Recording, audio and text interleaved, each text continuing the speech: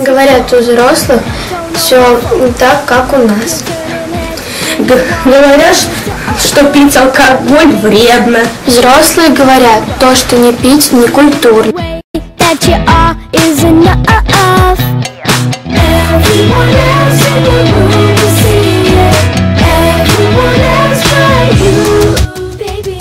Нам говорят, что читать здорово, а взрослым нельзя читать сказки.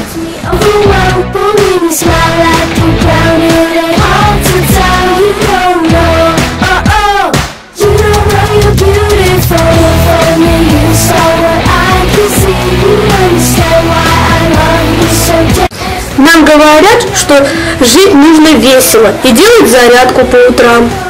А взрослым нельзя кататься с горки и на качели.